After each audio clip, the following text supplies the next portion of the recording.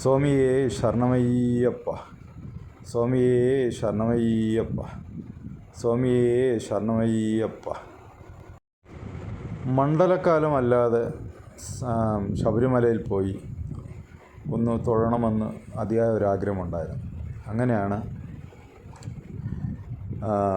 May മാസം ശബരിമല പ്രതിഷ്ഠാ ദിനം വരുന്നത്. അങ്ങനെ നമ്മൾ കാറിൽ തിരുവനന്തപുരത്ത് നിന്ന് ശബരിമലയ്ക്ക് പോവുകയാണ്. നമ്മൾ പത്തനംതിട്ട വഴി ആണ് പോകുന്നത്. അപ്പം ശബരിമലയിൽ MC റോഡ് വന്നിട്ട് പിന്നെ പമ്പ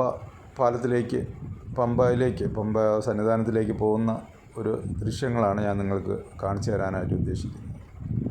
നമ്മൾ നേരത്തെ കണ്ടത് കാറിൽ വരുന്ന ഒരിതാണ്. വളരെ മനോഹരമായ രണ്ട് സൈഡും വനങ്ങളും എല്ലാം ഉള്ള ഒരു തിരക്കില്ല. നമ്മളിപ്പം മണ്ഡലക്കാലമല്ലാത്ത കാരണം തിരക്കില്ല. വളരെ കുറച്ച് ആൾക്കാർ മാത്രമാണ് ഉള്ളത്. നമ്മൾ പമ്പയിൽ വന്നു, എന്നിട്ട് അവിടെ നിന്ന് ഫ്രഷായി, എന്നിട്ട് ഇനി അങ്ങ് താഴെ സന്നിധാനത്തേക്ക് പോവുകയാണ്. അപ്പോൾ നമ്മൾ വലതുവശത്ത് കാണുന്നത് പമ്പാ നദിയാണ്. നമ്മൾ ആ പടികൾ ഇറങ്ങി വരികയാണ്. പമ്പാ നദി നിങ്ങൾക്ക് കാണാനായിട്ട് സാധിക്കും. അത് തിരക്കൊന്നും അധികമില്ല. വളരെ തെളിഞ്ഞ മനോഹരമായ പമ്പാ നദിയും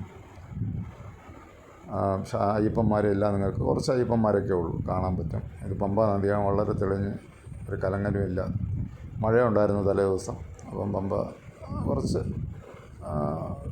കലങ്ങലില്ല. മഴയുണ്ടെങ്കിലും അങ്ങനെ കലങ്ങലൊന്നുമില്ല. നല്ല തെളിഞ്ഞ പമ്പാ നദി നിങ്ങൾക്ക് കാണാൻ സാധിക്കും. കുറച്ച് അയ്യപ്പന്മാർ അവിടെ നിന്ന് കുളിക്കുന്നുണ്ട്. നല്ല തെളിഞ്ഞ പമ്പ നദിയാണ്. കുളിച്ച് നല്ലതായിട്ട് നമുക്ക് പമ്പ സൈഡിൽ കൂടെ നടന്നിട്ട് നദിക്കരയിലൂടെ നടന്ന് പമ്പ ഗണപതിയുടെ അടുത്ത് ചെന്ന് തൊഴുത് കെട്ടി ശബരിമലയ്ക്ക് പടി ചവിട്ടാനുള്ള ഒരു തയ്യാറെടുപ്പിലാണ് ഞങ്ങൾ. അങ്ങനെ നമ്മൾ പോകുമ്പം തന്നെ ആദ്യമായിട്ട് നമുക്ക് കാണാൻ പറ്റുന്ന ഒരു വ്യക്തിയുണ്ട്. ഇടതുവശത്ത് നിങ്ങൾക്ക് കാണാം.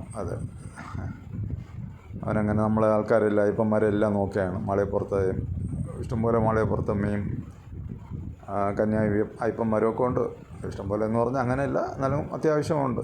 അവർ തലേദിവസം വന്ന് രാവിലെ തൊഴുതിട്ട് തിരിച്ചു പോകുന്ന അയ്യപ്പന്മാരെ നിങ്ങൾക്ക് കാണാം. മണ്ഡലക്കാലം പോലെ അത്ര തിരക്കില്ല എന്ന് ഉള്ളതേ ഉള്ളൂ. അത്യാവശ്യമെല്ലാം അയ്യപ്പന്മാരുണ്ട്. നമ്മൾ പമ്പാ നദി പാലം കുറേ കടന്ന്